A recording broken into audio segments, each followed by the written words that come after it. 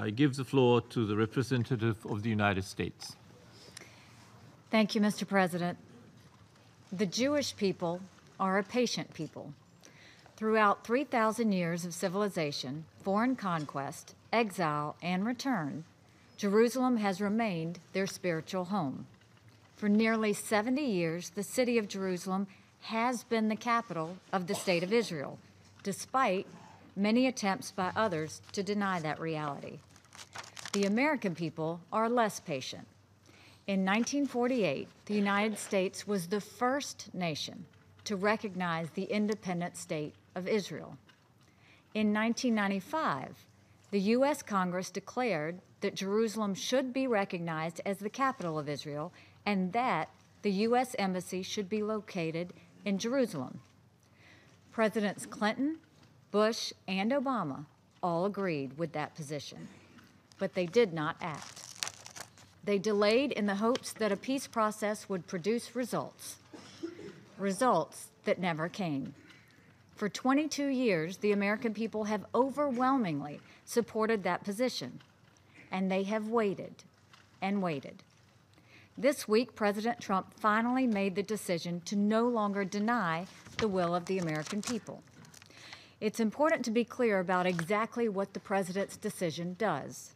The president has announced that the United States recognizes the obvious, that Jerusalem is the capital of Israel. He has also instructed the State Department to begin the process of relocating the U.S. Embassy from Tel Aviv to Jerusalem. That is what the president has done, and this is what he has not done. The United States has not taken a position on boundaries or borders.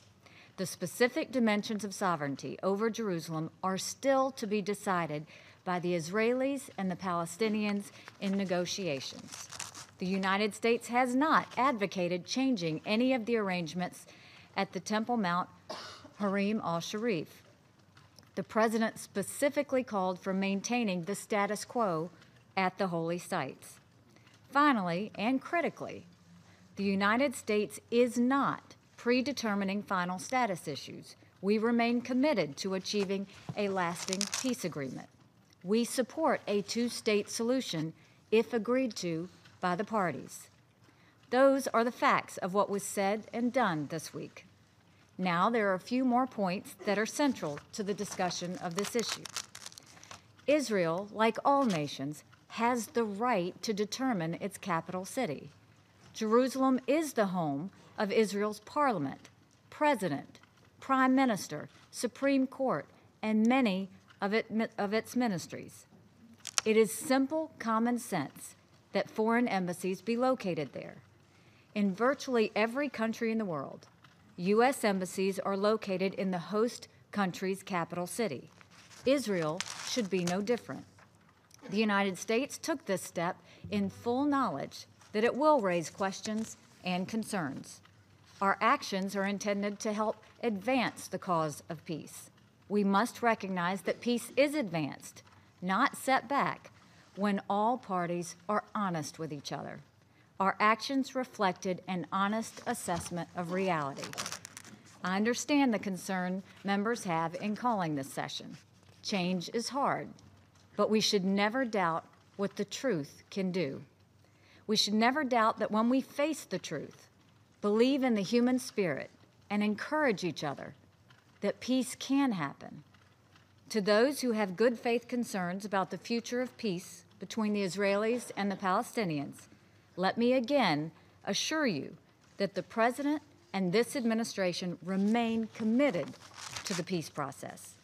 To those who do not act in good faith, to any person, leader, country, or terrorist group that uses this week's decision as a pretext for violence, you are only showing yourselves to be unfit partners of peace. Finally, I will not let this moment pass without a comment about the United Nations itself. Over many years, the United Nations has outrageously been of the world's foremost centers of hostility towards Israel. The UN has done much more damage to the prospects for Middle East peace than to advance them. We will not be a party to that. The United States no longer stands by when Israel is unfairly attacked in the United Nations. And the United States will not be lectured to by countries that lack any credibility when it comes to treating both Israelis and Palestinians fairly. It is no coincidence that the historic peace agreements between Egypt and Israel and between Jordan and Israel were both signed on the White House lawn. If and when there's a historic peace agreement between Israelis and Palestinians, there's a good likelihood that it too will be signed on the White House lawn. Why is that? It's because the United States has credibility with both sides. Israel will never be, and should never be, bullied into an agreement by the United Nations or by any collection of countries that have proven their disregard for Israel's security. To my Palestinian brothers and sisters, I can tell you with complete confidence that the United States is deeply committed to achieving a peace agreement between the Israelis and the Palestinians. We have demonstrated that commitment over many years and with the investment of large quantities of financial resources and diplomatic energy. Sadly, peace between the two sides has not been achieved, but we will not give up. Our hand remains extended to you. We are more committed to the cause of Israeli-Palestinian peace today than we've ever been before, and we believe we might be closer to that goal than ever before. Both Israelis and Palestinians have very real stories to tell, painful stories of challenges, distrust, and destruction.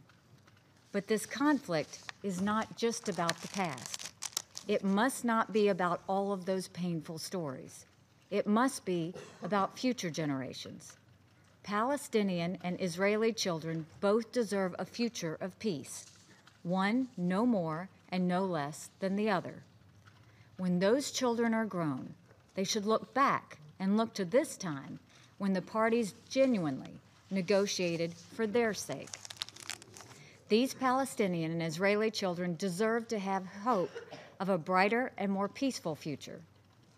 Our wish and prayer is that this is the time both sides stop thinking about present needs and start thinking about future generations. I urge all countries in the Security Council and in the Middle East to temper their statements and their actions in the days ahead. Peace remains achievable. We must all do our parts to achieve it. Thank you. I thank the representative of the United States for her statement.